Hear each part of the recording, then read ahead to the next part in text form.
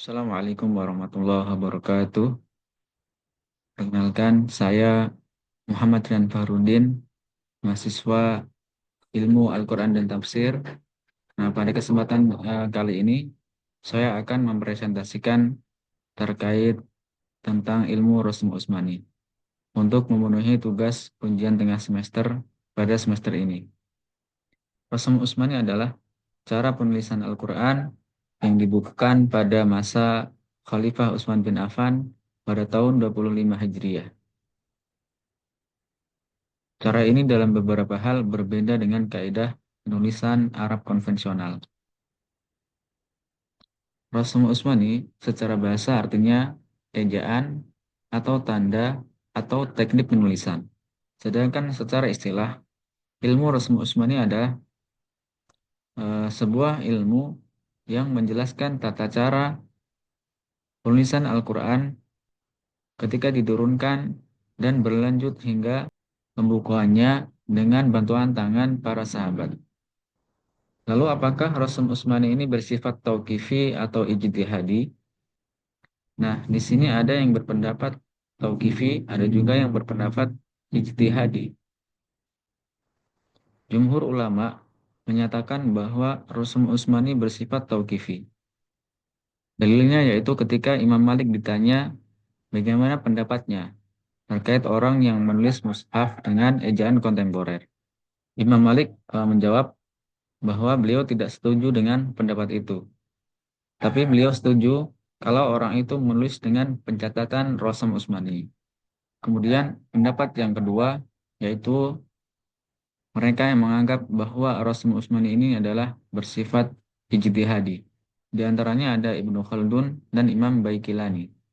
Dan menurut ijtihadi boleh menulis mushaf dengan imla'i atau kaidah kontemporer.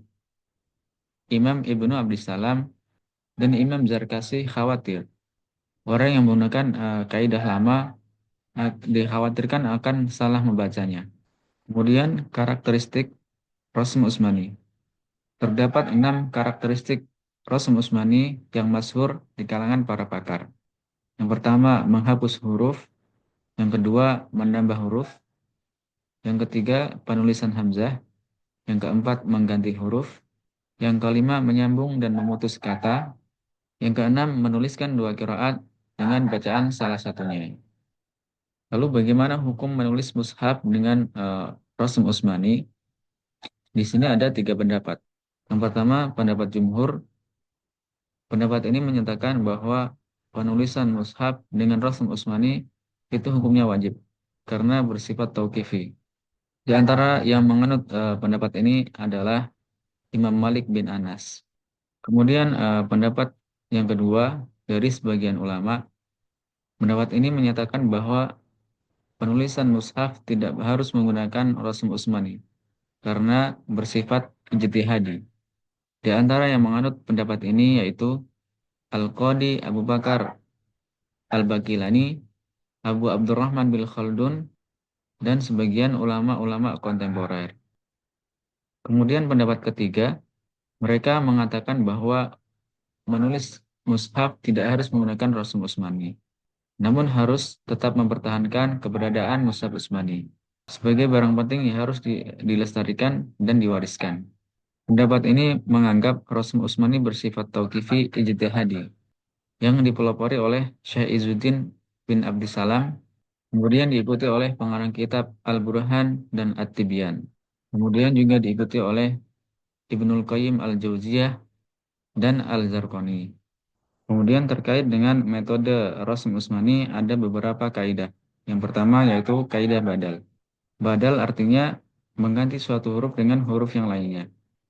Misalnya seperti as-shalah menjadi as-shalah. Yang pertama ada waw menjadi tidak ada wawnya. Juga az-zakah yang menggunakan waw menjadi az-zakah yang tidak ada wawnya. Jadi wawnya dihilangkan. Kemudian ada juga contoh lain imro'at menjadi imro'ah. Rahmat menjadi rahmah.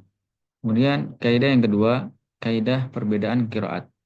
Bila ada perbedaan qiraat dalam membaca sebuah kata, maka kata itu ditulis dengan qiraat yang lebih banyak digunakan. Seperti contoh Malik Yaumiddin, ma-nya ditulis tanpa alif karena qiraat itulah yang banyak digunakan. Kemudian kaidah yang ketiga, kaidah fasal dan wasal. Fasal itu memisahkan dan wasal itu menggabungkan, yaitu menggabungkan dua kata yang terpisah seakan seperti satu kata. Contohnya anma menjadi amma, kemudian ulama menjadi ulama, kemudian anma menjadi amma. Kemudian kaidah yang berikutnya yang keempat yaitu kaidah ziyadah. Contohnya seperti dapat dilihat di layar ya. Dalam surat Al-Fajr ayat 23 setelah huruf jim ditambah alif. Kemudian kaidah yang kelima yaitu kaidah hamzah. Hamzah ditulis dalam bentuk alif, ya, waw, atau seperti kepala huruf ain.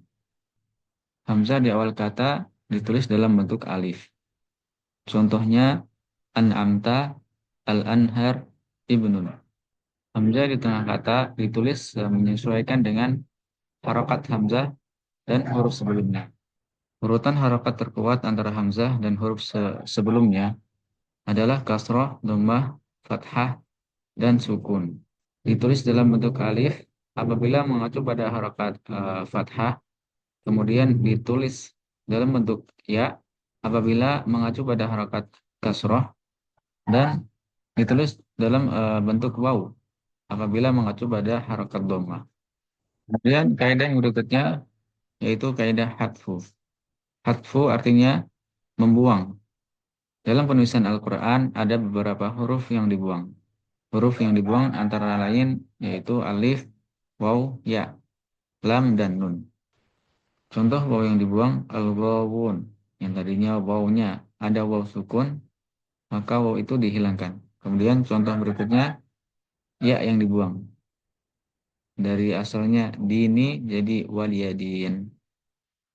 Ya-nya dibuang. Kemudian contoh lam yang dibuang wallaili. Lamnya ada double dua. Nah itu satu lagi dihilangkan. Kemudian contoh nun yang dibuang. Dari nakun menjadi naku. Lam naku. Jadi penulisan mushaf itu harus mengikuti kaidah-kaidah yang ada di dalam mushaf imam. Mushaf imam itu menjadi mushaf induk yang dijadikan pedoman yang menjadi pegangan sampai hari ini. Mushaf imam yang dimaksud adalah mushafnya Utsman bin Affan radhiyallahu anhu yang disebut dengan mushaful imam. Apa yang ditulis di dalam mushafnya Utsman bin Affan itu menjadi panduan sampai hari ini. Mushaf Utsman inilah yang dijadikan pedoman untuk umat muslim di seluruh dunia.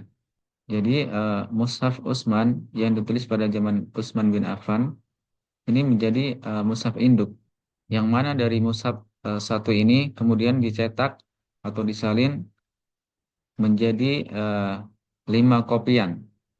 Satu dikirim ke Mekah, satu lagi ke Syam, kemudian satu lagi ke Kufah, dan satu lagi ke Basrah, dan satu lagi menjadi pegangan untuk Utsman sendiri di Madinah. Jadi eh, mushaf tersebut disalin menjadi 5 salinan. Itu menurut pendapat yang rojih. Nah, di dalam ilmu Rasul Utsmani sendiri ada 2 guru besar yaitu Imam Ad-Dani dan Imam Abu Dawud yang paling punya kecondongan sehingga terjadi perbedaan. Dalam Rasm Imam Ad-Dani ditulis seperti berikut ya. Kita bisa melihat di dalam slide yang saya bagikan ya. Dalam Rasm Imam Ad-Dani ditulis Absarihim. Akan tetapi dalam Rasm Imam Abu Dawud ditulis Absarihim tanpa menggunakan alif. Kemudian Hasarat di dalam Rasm Imam Ad-Dani ditulis Hasarat, namun dalam Rasm Imam Abu Dawud ditulis Hasarat tanpa menggunakan alif. Berikut adalah perbedaan dalam mushaf standar Indonesia dan mushaf standar Madinah. Dalam mushaf standar Indonesia lebih banyak mengikuti Rosem riwayat Imam Ad-Dani, sedangkan Mushaf Madinah banyak mengikuti Rosem riwayat Imam Abu Dawud. Kemudian dalam Mushaf Standar Indonesia, pada lafadz ar-raki'in ditulis menggunakan alif. Hal ini berbeda dengan Ad-Dani dan Abu Dawud. Untuk Mushaf Standar Madinah, lafadz ar-raki'in ditulis dengan membuang alif. Kemudian dalam Mushaf Standar Indonesia dibuat untuk menghindari kesalahan membaca Al-Quran pada orang-orang ajam dan telah melalui pengkajian dan penelitian. Sedangkan dalam Mushaf Standar Madinah, beberapa kata juga memiliki persamaan antara Mushaf Standar Indonesia dan juga Mushaf Standar Madinah. Wallahu a'lam bishawab. Mungkin itu saja yang dapat saya sampaikan. Kurang lebihnya saya memohon maaf. Wassalamualaikum warahmatullahi wabarakatuh.